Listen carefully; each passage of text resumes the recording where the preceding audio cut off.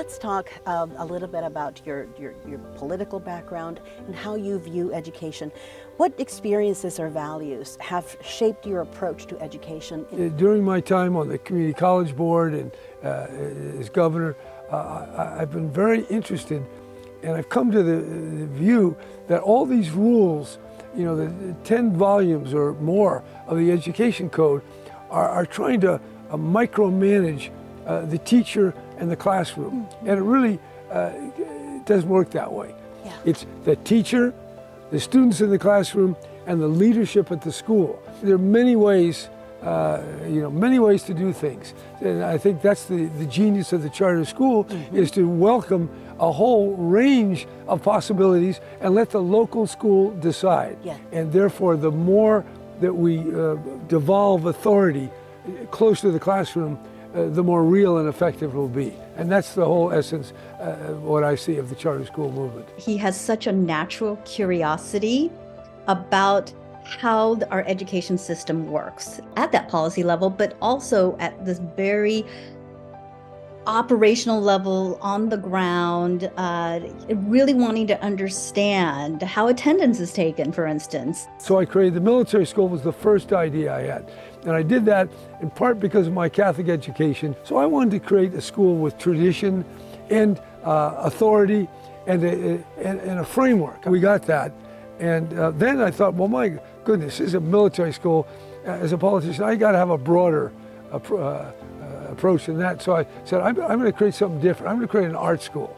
So I could have the military on the one hand and the art on the other. Absolutely. And the art was all about creativity, spontaneity.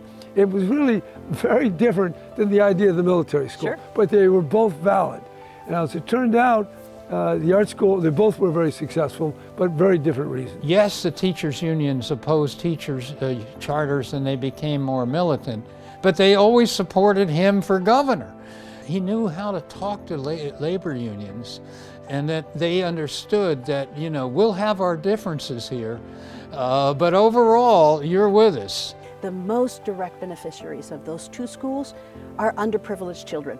How did those experiences of establishing those schools, as you came back to the governor's office in the 2010s, shape your orientation towards your education policy and also how you treated charter schools as a governor? Now, like everything else in our politics, it's more polarized. Yes. And I'm not polarized. I want to see a healthy union, but I also want to see a diversity of opportunity. And I know the people that I'm dealing with, they're totally dedicated to the kids, and so the same thing that the teachers union wants. So I just would wish that they would take a more benign effort and realize that there's not one way.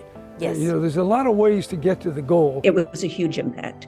If it had been any other kind of governor, whether it was Republican or Democrat, and they didn't have the same commitment to the value of the public charter school community as Jerry Brown did, we approved 80% of new appeals that had been locally denied. And that would not have happened under any governor, no matter what their party was, unless they had the kind of commitment to the value of public charters that Governor Brown has.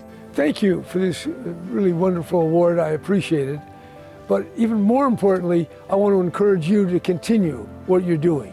Yes, there's opposition, there's difficulty, there's uncertainty, but there's enthusiasm, there's a spirit in the charter school movement. I sense it, I appreciate it, and I count on all of you to keep it going, and I'll be with you always.